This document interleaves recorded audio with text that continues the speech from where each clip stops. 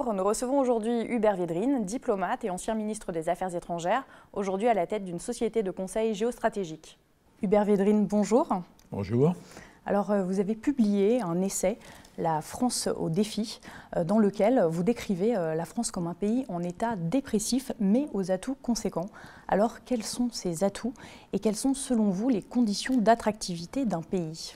La France a évidemment énormément d'atouts. Il y a soit des atouts hérités du passé, hérités de l'histoire, comme la force de dissuasion, la place au Conseil de sécurité, une capacité militaire de premier plan, efficace, un rayonnement culturel, linguistique, qui est un argument d'avenir, et pas que du passé, une image absolument formidable dans le monde entier, beaucoup plus forte que ce que les Français croient, beaucoup d'inventivité, des mathématiciens exceptionnels, mais ça peut être de l'inventivité artistique, énormément de choses, un mode de vie qui est quand même très attirant, une sorte d'équilibre assez étonnant socialement, une attractivité du territoire, ça se voit dans les chiffres touristiques.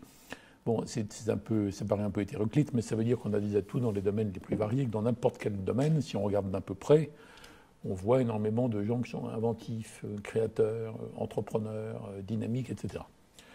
Et en même temps, curieusement, les Français sont ou étaient, jusqu'aux événements récents, le peuple au monde le plus pessimiste sur l'avenir de son propre pays. Donc il y a une sorte de bug, quelque part.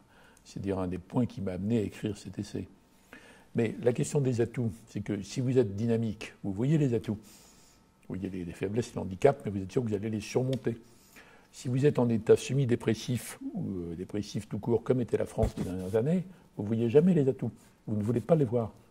Comme une personne dépressive à qui on dit « mais remue-toi, fais quelque chose, agite-toi ». « Ouais, non, m'embête pas ». Vous voyez, donc la France était comme ça. Donc elle était incapable de voir ses atouts. Donc il faut réussir à faire bouger l'idée que les Français se font d'eux-mêmes. Or, les Français, c'est un peuple qui oscille sans arrêt, historiquement, entre une espèce de prétention grandiloquente ridicule, qui fait ricaner les autres ou ça les énerve. De temps en temps, c'est vrai, on a une idée géniale, universelle, de temps en temps. Mais quand c'est ce ton permanent, ça ne marche pas du tout. Et quand les Français s'aperçoivent que c'est plus ça, ils sont dans une sorte de mélancolie affreuse complètement excessive. Voyez.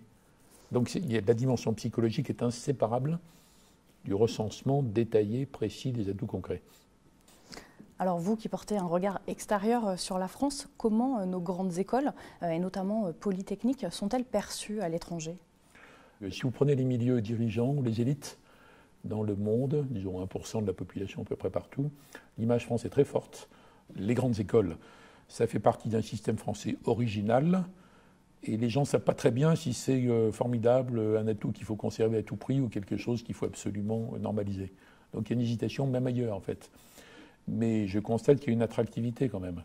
Il y a énormément d'étrangers dans le monde qui veulent suivre des enseignements polytechniques, mais aussi à l'ENA, aussi à Sciences Po maintenant, tel que Sciences Po a évolué. Donc il me semble que cette image d'originalité est plutôt attractive, en réalité. Mais ça ne veut pas dire qu'il ne faut pas moderniser, qu'il ne faut pas s'adapter. Mais je pense qu'il faut réussir à le faire sans se banaliser. Il ne faut certainement pas le vivre, sous prétexte que ça ne rentre pas exactement dans les cases qui ont été inventées par les Américains ou par les Chinois. Il ne faut pas le vivre comme étant une sorte d'anomalie affreuse. Il faut garder le sel de la chose. Alors, qu'est-ce que vous pensez des classements des grandes écoles, notamment celui de Shanghai, dans lequel les États-Unis dominent largement ?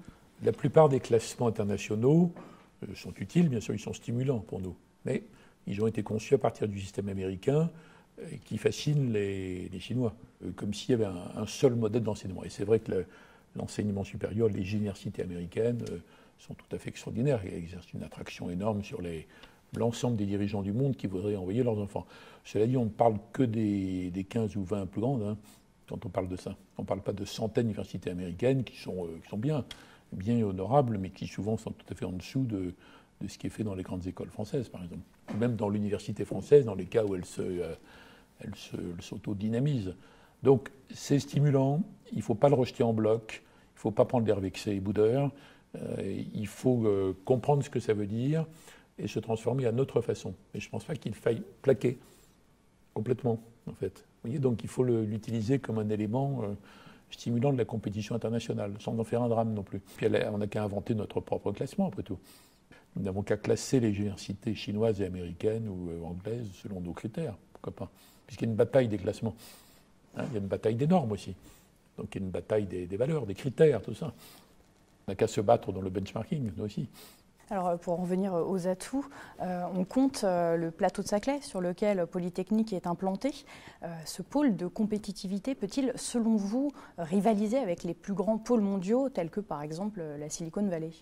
Ce qui a fait la réputation de la Silicon Valley, c'est pas simplement, ou de la Californie, cette partie-là de la Californie, c'est pas simplement quelques remarquables universités. C'est la fluidité incroyable entre les, j'ai incité, les grands professeurs, les formateurs et, selon l'image classique, trois gars malins dans un garage qui vont inventer quelque chose qui va conduire 15 ans après à une entreprise mondiale, avec notamment une connotation informatique très, très, très dominante, qui est extrêmement importante, mais qui n'est pas la seule non plus. Donc ça fonctionne bien s'il y a la fluidité, vous voyez. Et donc la possibilité que tout ça se mélange et favorise la création d'entreprises.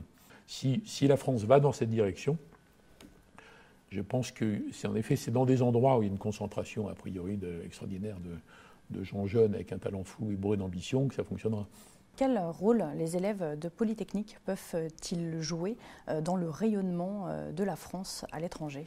D'abord, le simple fait d'accueillir des élèves étrangers a un effet rayonnant. S'ils repartent contents. S'ils repartent contents, impressionnés, séduits, ce sont des espèces d'ambassadeurs après, vous voyez, par rapport à ça.